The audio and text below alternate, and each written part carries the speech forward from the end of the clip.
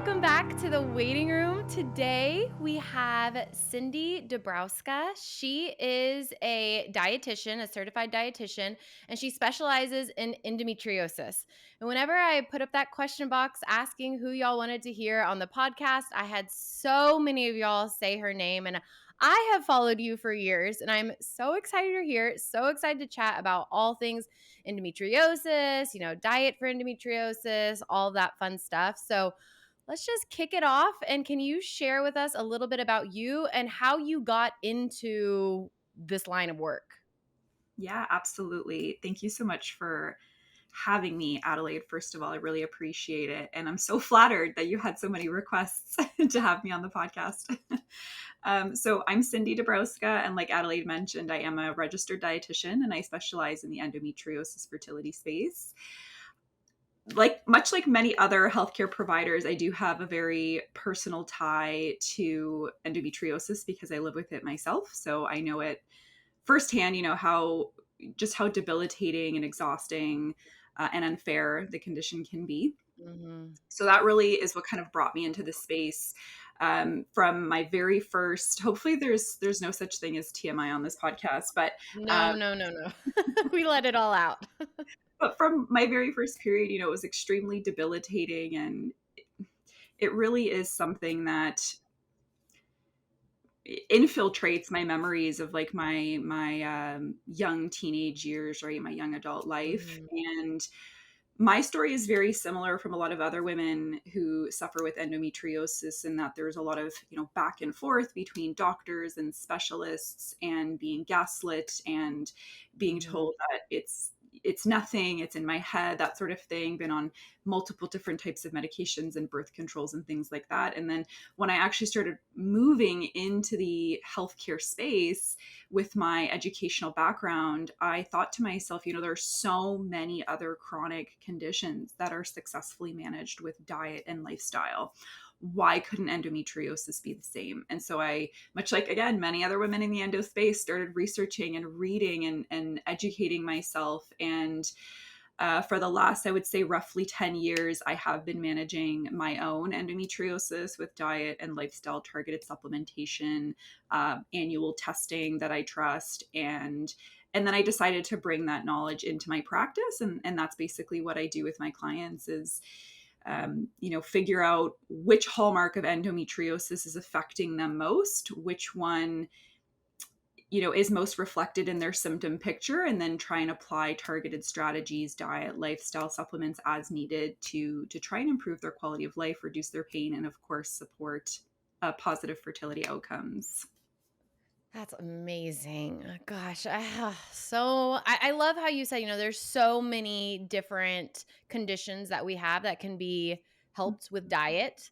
And yet it feels like in the medical world, it's so hard to even get an endometriosis diagnosis, let alone be able to do something about it besides like surgery. So oh, I love that. I love that you do this because it's helping so many and including yourself. That's so incredible. How old were you when you actually got your endo diagnosis? Oh my God. Oh my goodness. You're putting me on the spot. Terrible math skills over here. So it was 2018. It was 2018. I'm Okay. 30 now and we're in 2023. So I was already an adult. Like, I was Yeah. already married at that point. My husband was there with me, and my symptoms started at 12, right? So that's 15 Wow. years of suffering and not knowing what was going on. So how old would I have been, Adelaide? You said 20 you're 32 and it was 2018. 33, yeah. So I think it was what, 27, if I'm doing that math 7, yeah. correctly. Yeah. That Oh is my gosh, it's so crazy. So embarrassing. from 12 to 27, doctors just told you it's in your head, here's birth control, or how exactly did that work? The whole process of like getting the diagnosis, or Yeah.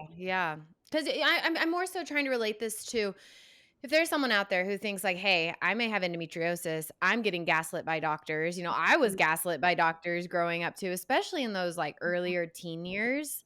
And then before learning to have my own voice and how to advocate for Mhm. myself.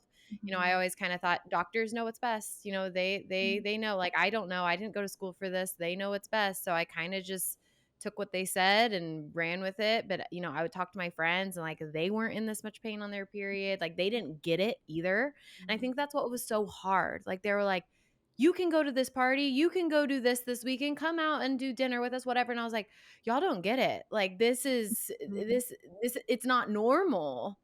Yeah. Um, so yeah, I'd love to hear your experience with, doctors and then how you finally found someone to be like, hey, let's explore this a little bit more. I think you may have endometriosis.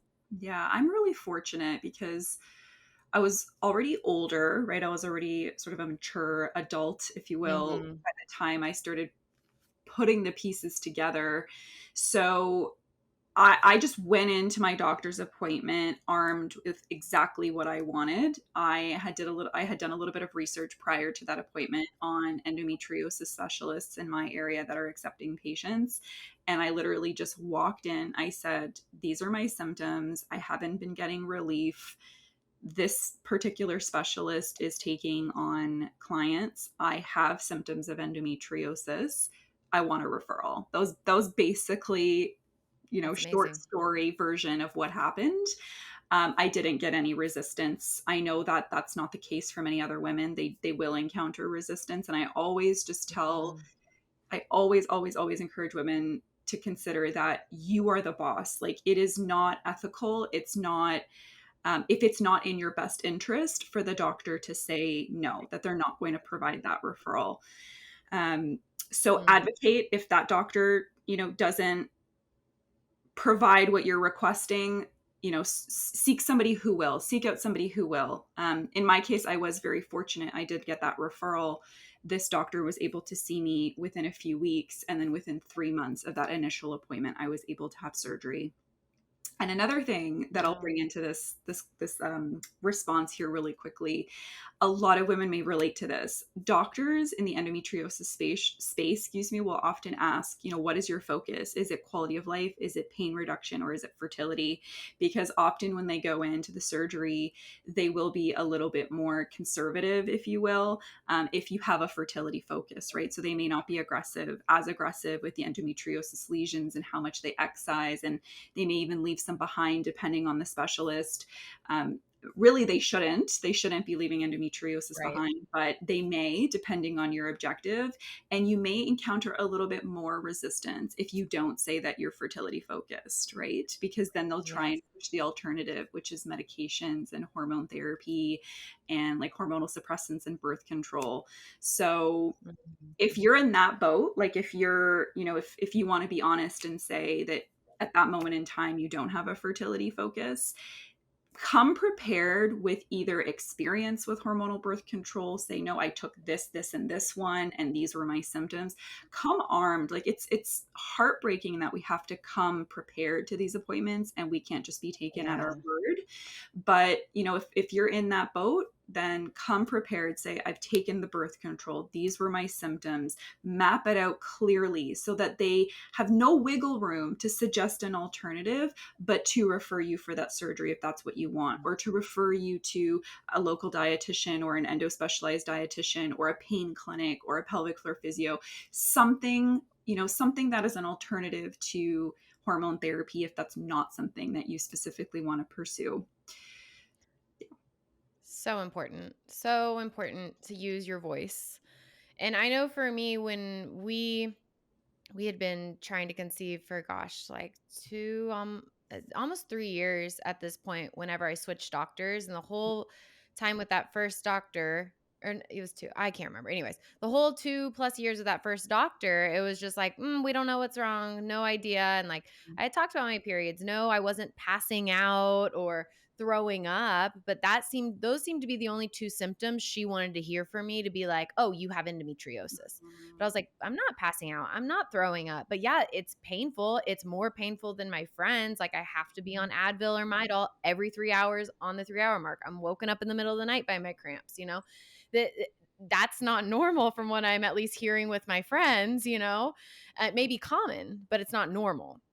And so it's just, it's so frustrating for those of us that may have endometriosis and you're just trying to figure out what's going on. I mean, I shouldn't say especially, but those of us that are trying to conceive as well.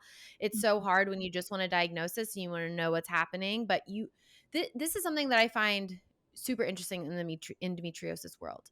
A Mhm. lot of women have been gaslit by doctors, or have just been told it's in your head or whatever it may be. And so even though they may think in the very back of their head it's endometriosis, they now are like, well, the doctors for years or whatever have been telling me I don't have it. So there's no way I have it. I don't have endometriosis. And then it takes a really special doctor to be like, hey, I Totally. think you have endometriosis. And that's what happened to me. Like, I am so Mhm. grateful and thankful for my doctor, because without her, I mean, I would have continued. I don't know where we'd be in our journey, to be completely honest. I'd be like, oh, no, I don't have endometriosis. Doctors have been telling me for years I don't have it. So it's what, 1 in 10 women have endometriosis?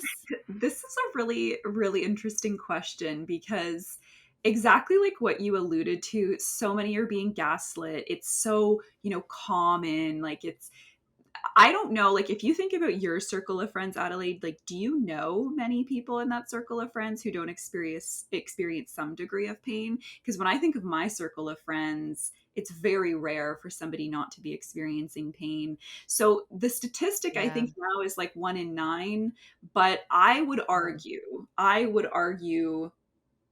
very strongly that that statistic is a lot lower. Like I think it's 1 in 4, potentially 1 in 5, but this is completely like just my thoughts, my Yeah. suppositions, but it is very common. And when you think about all the things involved in how endometriosis develops, or at least our theories on how endometriosis develops, there's a lot more pollution, there's a lot more toxins entering our blood supply, our food supply, in the air that we breathe.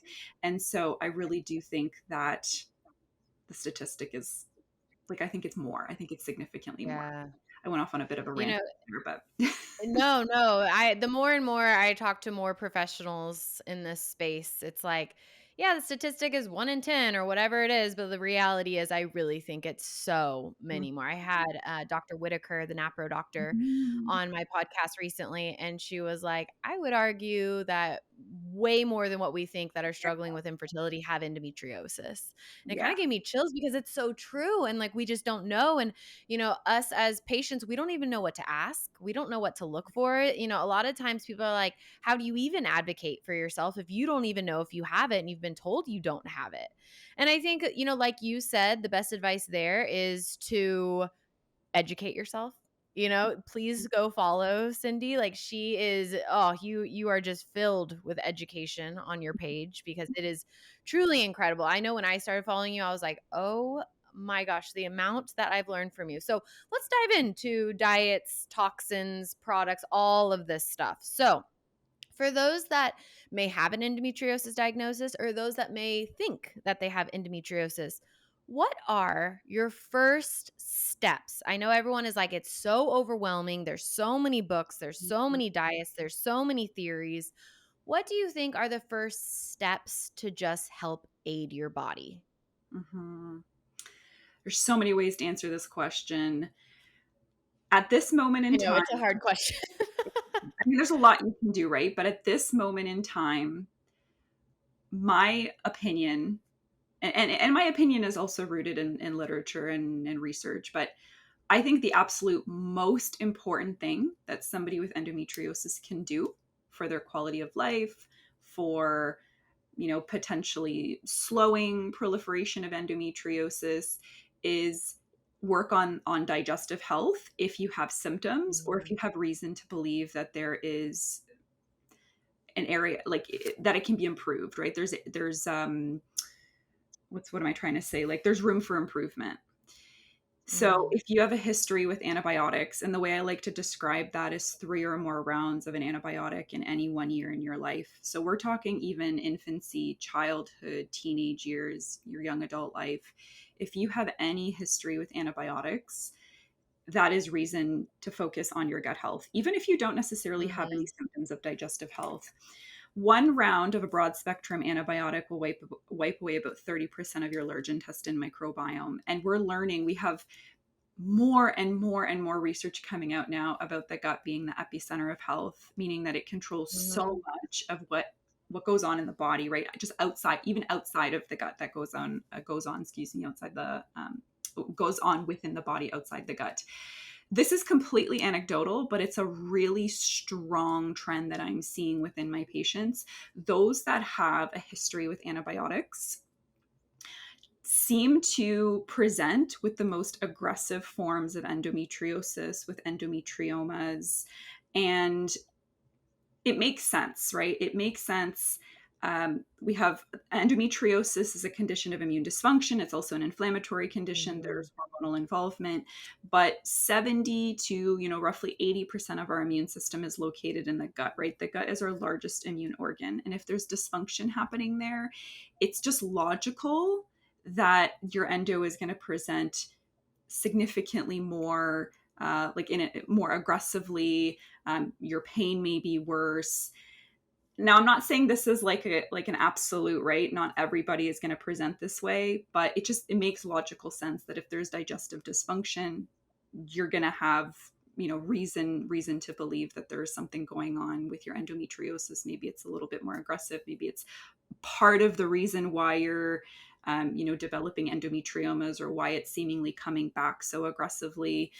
So if you have any kind of digestive symptom, even if you think it's very mild, if you're getting bloating, if you're getting heartburn, if you're getting reflux, if you're seeing undigested food in your stool, if your stools are floating or looking greasy, if you're experiencing constipation or diarrhea, um, if you're having hard to wipe clean stools, any of these symptoms are reason to take some time to focus in and try and optimize that digestive health. This is absolutely the first place I would start.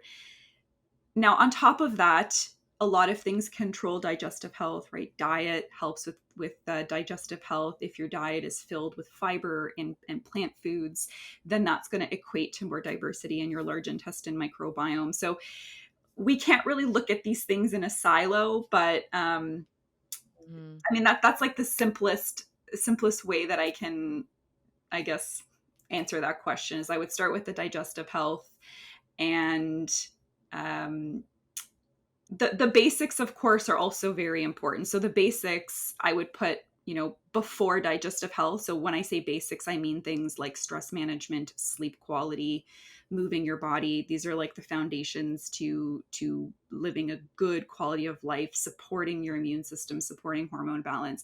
But the big focus area of digestive health, I would place that above like hormone balancing, although that is important as well. It's just that I'm going on Mhm. a tangent now. It is No, important this as is well. great. Eating an anti-inflammatory diet, very important as well. But if you do have dysfunction in the gut, then you're going to have a very hard time controlling inflammation. You're going to have a very hard time balancing hormones, because they're also interconnected. So that would be like the big Mhm. system that I would start with first. Did I answer that question? Yes, yes, yes. Focus on your gut, focus on digestion. So important. So what diet is the best in your opinion for someone who is struggling with inflammation, endometriosis? I know this is like a loaded question. Yeah, I would say, I mean, there is no one diet that's going to be universally applicable to everybody with endometriosis. I would say the one that we probably have the most research for, that's most evidence based, that really can be applied, you know, generally to most people, I would say, is a Mediterranean style diet with some Mhm. small focus areas that are specific to endometriosis.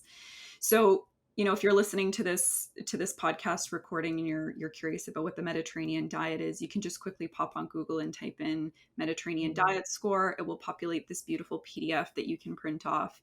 And the Mediterranean diet's the most evidence-based diet in the world for inflammation. I do tweak it a little bit with some of my clients. So I try and integrate some specific key areas that are again, they're specific to endometriosis. So things like cruciferous vegetables, dietary phytoestrogens. So dietary phytoestrogens, they're very mildly estrogenic in nature, but they will bind to estrogen receptors. So this is a common misconception in the endo space, that they're not good for you because they can raise your estrogen or interact with receptors, but they're only mildly estrogenic in nature. So if you're somebody who's extremely estrogen dominant and you have something displace some of your, if you have something like a dietary phytoestrogen displace your stronger, more potent estrogen that you're producing endogenously, right, in your body, then it can actually help with bringing some of that estrogen down, right, and calming some of those estrogen dominant symptoms. So, so I'm going off again on a bit of a tangent. I should have warned you. I have a tendency to do this, but No, I, this is so good. if it's like a general answer you're looking for, I would say Mediterranean diet. But there's lots of evidence-based diets that have been studied, like the low FODMAP diet, for example. The one sort of cautionary um, caution that I'll attach to the low FODMAP diet is it shouldn't be used long term, right? You shouldn't be using it longer for 4 to 6 weeks. You should be challenging those FODMAPs to see if they are in fact irritating, if they are causing some symptoms, Mhm. some discomfort.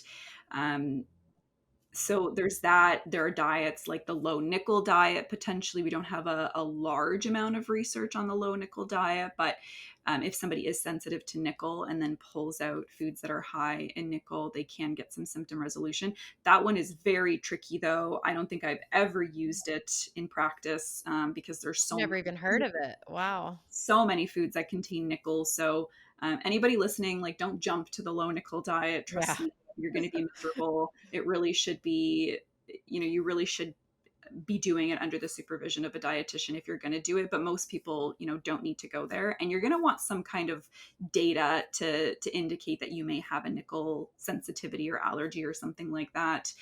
Um, the Mediterranean diet we talked about already, things like the biphasic diet. So a biphasic diet is what I'll use in my clients who have SIBO, or maybe need a little bit of not bowel rest, but they need to calm digestive symptoms. So it's similar to the low FODMAP diet. However, it has like a specific focus on keeping foods in that are actually like gut health promoting. So one example I like to use, and I don't even know if this is true anymore for the low FODMAP diet because I don't dabble much in the low FODMAP diet, but like white bread would be allowed on the low FODMAP diet because it's white and low fermentable, right? But it wouldn't be on the biphasic because you want to be promoting digestive health, and white processed forms of carbohydrate are not most health promoting. So those are Yeah, just that's some kind of, shocking. yeah, yeah. I have like, I would say the ones that I use most often in practice are probably something like the Mediterranean diet, so an anti-inflammatory style diet. A plant heavy diet, which kind of, it's the same thing as Mediterranean. Mediterranean is meant to be largely, plant centric. And then I'll use something called like a pro metabolic eating pattern. So this is in somebody who's very, very depleted, right? Maybe their hormone levels are very low across the board, or their energy is just really, really low, or in other functional testing I do with them, I'll see that they're just very exhausted. Their adrenal function is very, very poor. Maybe they've got some hypothyroidism, so sluggish thyroid. I will do some version of like a pro metabolic eating pattern, which is very focused on like in season produce and quality bioavailable protein sources, right? So protein Mhm. sources where we know through science that they provide the body with more nutrition. It's easier for the body to access, break down. And so it starts, the whole sort of idea with pro metabolic is it communicates to the body that excuse me, that here's a whole ton of nutrition. We want to feed you, we want to nourish you so that you feel safe. You feel safe so that you can start producing adequate hormone, so that we can sustain a pregnancy, so that your adrenals are stop being on high alert, right? You stop putting out, excessive amounts of cortisol. That's sort of the objective with that one. So it's Hmm. not necessarily something that I would keep somebody on indefinitely, but definitely to support the body, to bring them out of a stress response. That is a dietary pattern that I will use often as well. Okay. Wow. So I guess I mean, as you can hear, listeners, it's not a one size fits all. I get asked that all the time. Like, what diet do I follow? What do I do? And it's like, well, I think your main focus should really be figure out if you have any food sensitivities, get rid of processed foods. Let's work on that digestion and work on the gut health. So I I love that that was such a long answer because it's true. There's so many different diets, quote unquote, that someone can use that can help them, but one that helps her may not help her.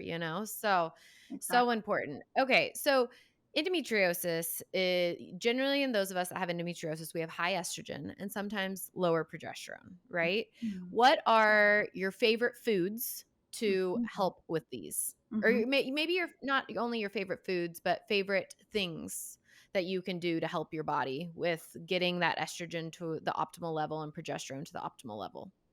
Yeah, sure. Love that question.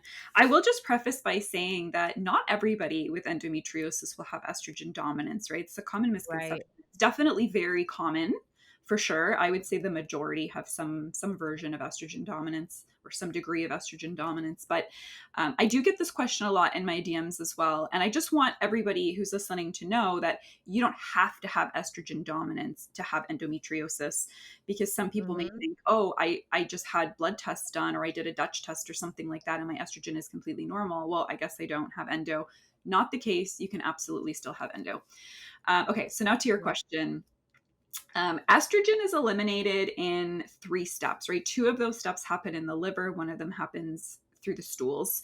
And so when we're thinking about foods that support estrogen elimination, we want to be focusing on those areas where estrogen is eliminated via those organs and those steps. So non diet related, I love things like castor oil packs over the liver. I love Mhm. them for that. They're really good for supporting elimination. They're also very relaxing, and things like saunas. But keep in mind that if you are very depleted, if you're not getting in enough sodium, and potassium deficiency is huge in the endometriosis space, just make sure that you are replenishing those electrolytes.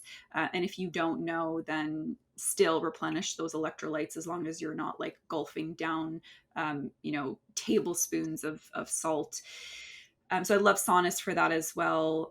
They're also very effective for moving out several different types of heavy metals. Like barium is a big one. So if you work in like a healthcare setting, maybe you're exposed to different types of medical imaging and things like that. Um, can be very very I know I kind of bounced from like medical imaging to heavy metals, but it can be very effective for those as well. So I love saunas for that as well. And then for foods, so I love anything that's going to support the liver. So I do like things like uh warm water with lemon in the morning. I do like that. I think it can be very supportive for the liver. I mentioned previously cruciferous vegetables. I love cruciferous vegetables. So this is like your broccoli, your cauliflower, your Brussels sprouts, cabbage, bok choy, these types of things. These are especially helpful foods for shuttling, like kind of manipulating your estrogen elimination to force your body to shuttle estrogen down what we call the 2-hydroxy pathway. It's the preferred pathway for estrogen elimination. So these foods really kind of like gently help nudge your body to shuttle the estrogen down that pathway.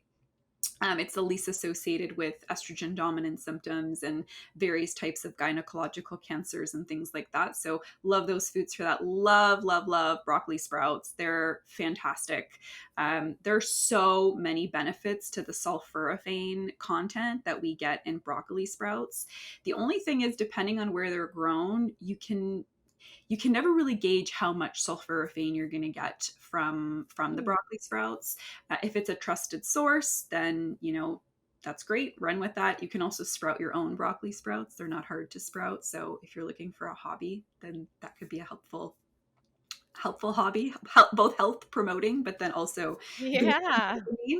dopamine. So that's great. I love dietary phytoestrogens. So a lot of people think of dietary phytoestrogens and go like soy, right? Tofu, tempeh, edamame. And yes, these are big, big, big sources of dietary phytoestrogens.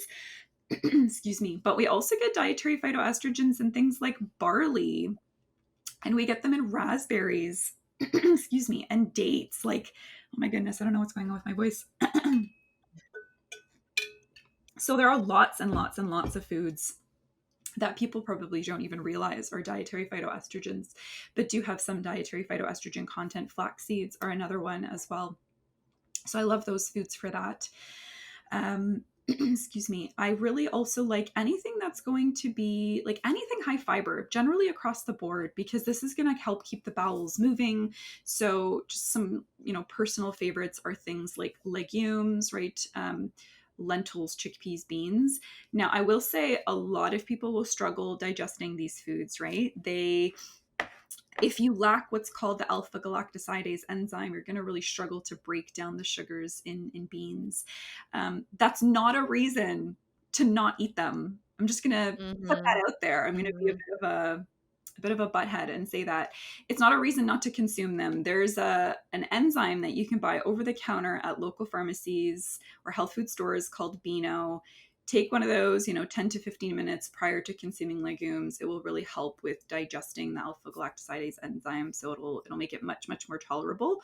Or instead of relying on an enzyme, you can train your body to tolerate them a little bit better. Just start with 1 teaspoon at a time. Maybe cook up a couple of lentils or some mung beans or something like that, freeze them, and then just chip small pieces off and add it to your cooking, just to kind of start getting your gut accustomed to getting some legumes in, because these are among the highest fiber foods in the world. They're so beautiful, and they Mhm. contain all three different types of fiber, right? Soluble, insoluble, I can't speak, soluble, insoluble, and resistant starch. So they're very, very, very good for the gut, very high fiber. Love avocados, they're extremely high fiber. Love berries. So those are some of my favorites. Resistant starches is another one. So I mentioned resistant starches in the context of legumes.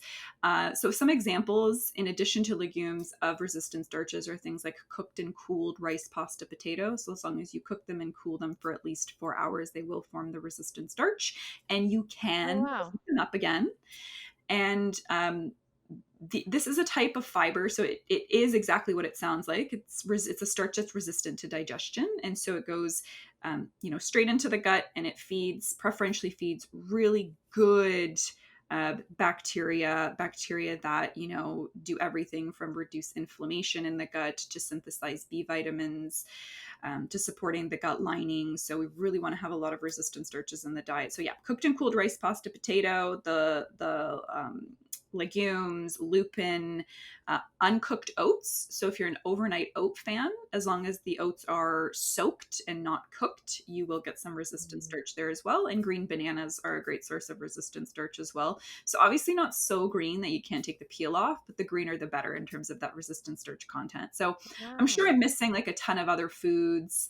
But those are just some of my favorites. I really like bitter foods as well, like ginger, green tea. Green tea is, I can't believe I forgot to mention green tea. Green tea is like the top of the list. Green tea does so many beautiful things. It's anti-inflammatory. It's what we call an aromatase inhibitor. Have you ever heard that term before? Yes, yes. Yeah. So it will block that conversion of testosterone, androstenedione into more estrogen.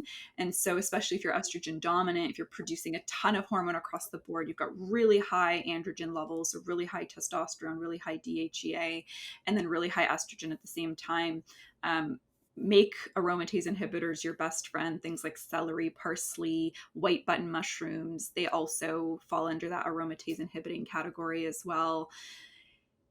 Yeah, I've got lots of answers up my sleeve, Adelaide. I feel like I go off on these tangents, but yeah, so those are just some of my favorites. But in addition to the aromatase inhibiting activity, the anti-inflammatory benefits of green tea, it also helps nourish a lot of our good bacteria in the large intestine. So it really helps us every step of the way in terms of estrogen elimination. Um, so that was a really long answer for the estrogen question. With progesterone, part of the progesterone resistance picture is estrogen dominance, right? So anything that's going to help Mhm. eliminate estrogen will help promote progesterone as well. But I like things like pumpkin seeds, a lot of our good quality animal proteins for B6 content, because B6, we need B6 in order to be able to produce progesterone. So maybe I'll leave the answer there. Those are just some of my favorites for estrogen. B6 rich foods for progesterone. Um, Can Is you that give good? some examples of the 6 enriched foods? Yeah, so like the pumpkin seeds, like I said, potatoes, and then a lot of our quality animal proteins like turkey will be good sources as well. Okay. Okay, great. That's so helpful. And that is really important to note that a lot of times the progesterone resistance is because of the high estrogen. Mhm. That's something I didn't quite understand. So I was just, doing suppositories of progesterone. And Mhm. sure, it was helping to a certain level, but it wasn't really getting to the root of the issue. When this was before we even, no doctor had told me they thought I had endometriosis. Mhm. So again, it wasn't really getting to the root. It was kind of sort of helping, but the reality was it wasn't the answer. So that's so helpful. And I love how you talked about castor oil packs. I Mhm. am a huge castor oil pack fan. Oh, I've been doing them forever. And I swear every time I do them, I see like Mhm. incredible benefits from like way more fertile cervical mucus, Ooh. inflammation and bloating going down. Even like we've seen with my follicles producing more follicles. And we think that's because, so many of my follicles have sat in inflammation for years and years and years with the endometriosis that getting the endometriosis out and castor oil packs in. It's just helped so much along with diet and exercise and all of that. That's amazing. Okay. This has been I could literally listen to you talk all day long. And I truly do think anyone listening, whether you have endometriosis, you think you may have endometriosis, or you don't have endometriosis, follow Cindy. Like she is such a wealth of knowledge and so much of what she shares can help all of us. All of us on this journey. I know the majority of my listeners are trying to conceive and can really help us. So, with me saying that, this will be the last question I ask and we can close out here. Would you ever tell someone that doesn't have endometriosis to follow what you're sharing like when it comes to diet and food? Like is there such thing as eating too many of those foods that you said that could make someone who may have optimal estrogen or maybe a little bit Mm. lower estrogen have their estrogen dip more? Or same with progesterone? Mm-mm. No, I wouldn't say eating any of those foods is going to make your estrogen or progesterone levels dip too much. Like there are so many nuances, right? Like if you are somebody with underlying digestive dysfunction, eating too many cruciferous vegetables may make you feel unwell. It may be a source of inflammation for your body if you have SIBO or some kind of dysbiosis or imbalance in the large intestine. Um, but I wouldn't say like directly, eating large amounts of cruciferous vegetables or B6 rich foods is going to cause your hormones to dip. I think I understood your question Right. correctly. Yeah. Yes, yes, yes. Yeah. And I totally would say, even if you don't have endo or don't suspect that you have endo, like you can absolutely follow some of the dietary patterns that we talked about today. There's no harm in it. Like I said, like something like the Mediterranean diet has been studied for all sorts of chronic inflammatory conditions, so it's not specific to endometriosis. um, yeah, did I answer your question? Yes, Yeah. yes, yes, that's great. Okay, I actually do have one more question. So Mhm. for those of us with painful periods, Mm. what's your best tip or trick to help with those painful periods? Oh, yeah, another loaded question because with I endo, know. nothing exists in a silo, right? So some people will throw Mhm. a lot of anti-inflammatory foods, a lot of anti-inflammatory supplements at the problem and get no relief. Others will get some relief. Like if it really depends. Like if you're somebody who does have a lot of digestive dysfunction, if you've got some increased gut permeability, you're dealing with daily bloating, throwing a bunch of anti-inflammatories at the problem may not get you the relief that you're after. So you really like if you're looking for long-term symptom resolution, you really want to dig deep into those root drivers, right? Is it the digestive health? Is it hormones? Are you creating a ton of estrogen that's not being properly eliminated, right? Is it building up in your body, contributing to inflammation, causing inflammation, contributing to those estrogen dominant symptoms? Then that's like a whole separate thing that needs to be addressed, right? So it's such, and I get this question all the time. And then if it's diet, if your diet right now is very processed, if it doesn't contain a lot of colorful produce, if you're eating a lot of Oh my God, like there's so many ways that I can answer this question. Like if you're somebody who has Mhm. digestive dysfunction, but you're eating largely plant-based, your body's really going to struggle to access that nutrition, right? Like if you're vegan or vegetarian. And I'm not suggesting for anybody who is vegan or vegetarian who's listening that this is a bad way of eating. But if you couple a vegan or vegetarian diet with digestive dysfunction or celiac or SIBO, like your body's really going to struggle to be able to access that nutrition, right? And so maybe you're giving it a whole ton of nutrition, but um, it's not actually able to access that nutrition, and therefore you're, at the end of the day, depleted nutritionally. Um, Mhm. so yeah, I should have warned you. I go off on these tangents. No, no, no. I'm so glad you gave that answer because I think we're all looking for that one supplement or that one Yeah. food or that one tip or trick. And the reality is it's not just when you're on your period, eat this food. It's like, okay, all cycle round, make sure you're eating, eating the rainbow with your veggies, eating Exactly. for your digestive health, all that. Like it's so, so important. Okay, we didn't even talk about supplements. Can you just give like maybe your top two favorite supplements for those that have endometriosis? Sure. I know that's loaded too. I mean, I do have favorites. I do. Okay. I'm going to use this as an opportunity. This is my shameless plug for my endo targeted supplement line that's coming out. Oh, So yay. I do have a pain relieving blend in there. So even though, and I'm gonna hold to exactly what I said just a second ago, it's so much more than just taking a supplement. It is a blend of ingredients that have actually been studied in the endometriosis space, so it could be potentially helpful. But anyway, sorry, I digress. I would say my favorites are probably, I really like NAC. I think NAC is Mhm, very well studied for endometriosis, and it has a lot of like beautiful functions. Like it's both a phase 1 and phase 2 mover for estrogen, so it helps with both steps of estrogen elimination that happen in the liver. It is anti-inflammatory, and then it's also what we call a biofilm disruptor. So in somebody who has a history with antibiotics, you're going to be more prone to these biofilms forming. These are basically these domes that can form that comprise, bacterias, pathogens, like basically anything you can find in the microbiomes throughout the body. They kind of form, they cling together, and they create these domes, right, that can house other not so great things, beneath the surface. And so you need a biofilm disruptor to be able to penetrate the surface of these biofilms. And so anyway, if you have a history with antibiotics, you're going to be more prone to developing these biofilms, which can make you more resistant to antibiotics. And they are linked with a number of other chronic inflammatory conditions, so you may be more susceptible to illness if you have biofilms. And so NAC is a biofilm disruptor, and a lot, I would say, it is common for women in the endo space to have a history with antibiotics. There are these some stronger, some not so strong associations with things like rosacea or various types of infections in our younger years. So I wouldn't be surprised, if a statistic did come out that we do have generally like above average use of antibiotics, if that makes sense. So NAC is one of mhm, them.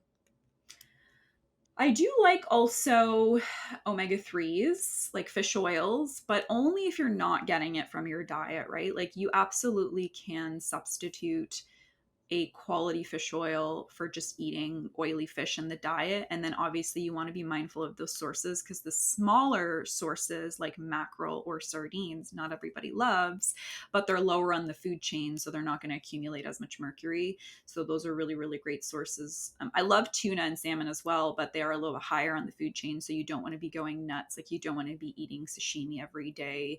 That's not going to be health promoting either. Um, like when I think about the ones that I recommend most often, definitely like a good quality multi or prenatal is a very, very common recommendation that I make, because like, let's be realistic, most of us don't eat a complete diet, right? And that's nothing to be Mhm. ashamed about. It's just, first of all, it's a little bit harder to access nutrition in our food supply at the moment.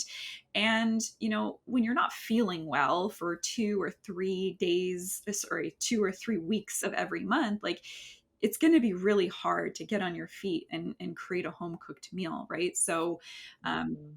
I love that, because if you're not getting the nutrition from your food, you need to get it from somewhere. And we don't realize, a lot of us don't realize, like, there are so many reactions happening beneath the surface that we don't feel, that we don't see. But if they're dysfunctional because they're not getting enough of a cofactor that's supposed to be coming from the diet, like selenium or zinc or B vitamins, then somewhere beneath the surface, those functions are going to, they're going to become dysfunctional, or they're not going to function as optimally, right? And then, Mhm. then you ask the question, well, how is that manifesting in symptoms? Is it part of the reason why you're waking up so tired every day? Is it part of the reason why you have that chronic left lower or right quadrant pain? Is it part of the reason why your pain is so severe, right? So we absolute bare minimum, we need to be getting nutrition for the day every day. We need to be getting all of our nutrient needs Mhm. every day, you know, every day. Big bottom line, period. Yes. Um, I love B That's vitamins. great. Yeah, B complex Yeah. is a big one I'll recommend if somebody's not doing a multi, because they're so involved in estrogen elimination and supporting healthy Mm. energy levels. So I have a couple of favorites. I talk a lot about Yeah. supplements on my page, so maybe Yes. Yes, maybe we'll you wrap do. up that question here. But those are just some of my favorites. I really love herbatonin as well. That's one that I recently posted about, so I'll just defer to that post. Yeah, this is so great. You are such a wealth of knowledge. Okay, well, again, thank you so much for being here. Like, I really appreciate your time. I know everyone listening learned something today. Even I'm sitting over here like, oh my gosh, oh my gosh. And I think it really hopes anyone listening to just reevaluate your diet, not in a negative way or like you're not doing enough, but just reevaluate it. Look at it. Where can you add other things in? I know it can be really overwhelming when there's so much information out there. Just start small, start adding in things we talked about here today, and then go from there and really like see how your body feels and Mhm. just be consistent. That's so important. Don't do it for a month and then quit. Be Totally. consistent. It's so important. Yeah. Okay, where can people find you? So I'm most active on Instagram. So endo.fertility.dietitian is my handle. I also have a website with a blog, endometriosisdietitian.ca. I have a Pinterest, endo.fertility.dietitian. So any of those three areas. Yeah, I think that, Great. yeah, Okay. that's where you can find me. Amazing, amazing. So y'all go give her a follow. Seriously, she's a wealth of knowledge. I mean, as y'all have heard today, a wealth of knowledge. And I mean, you're so consistent with sharing too. I feel like I'm always like, how does she keep having more information to share? And every time I'm learning, it's incredible. So thank you for all that you do for this community and for all of us. And so appreciate you being here. And those of y'all that are listening, thanks for listening today. And we'll see you next time.